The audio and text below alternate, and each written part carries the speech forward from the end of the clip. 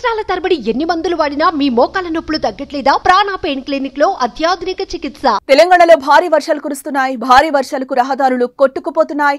Road మార్గాలే కాదు రైలు మార్గాలు కూడా ధ్వంసమవుతున్న పరిస్థితి కనిపిస్తోంది. ఇటు మహబూబాబాద్ జిల్లా పూర్తిగా నీట మునిగింది.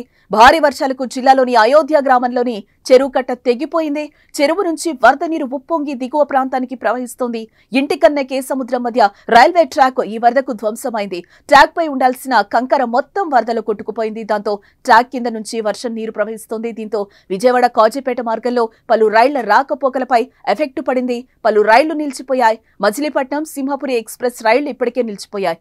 మహబూబాబాద్ రైల్వే స్టేషన్లోనే ఈ రైళ్లను నిలిపేశారు. దాంతో పందిళ్లపల్లి వద్ద 4 గంటల పాటు మహబూబ్ నగర్ విశాఖ ఎక్స్ప్రెస్ నిలిచిపోయింది.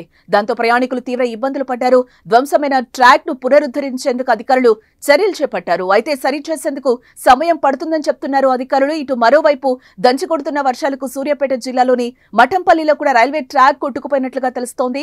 ఇక రాష్ట్ర వ్యాప్తంగా వాగులు వంకలు పొంగి ప్రవహిస్తున్నాయి. రహదారులపైకి వరద నీరు వచ్చి చేరుతోంది. దాంతో రాకపోకలకు తీవ్ర అంతరాయం ఏర్పడుతోంది. ఇళ్లలోకి వరద నీరు చేరడంతో లోతట్టు ప్రాంతాల్లోని జనజీవనం పూర్తిగా అస్తవ్యస్తంగా మారిందని చెప్పుకోవచ్చు.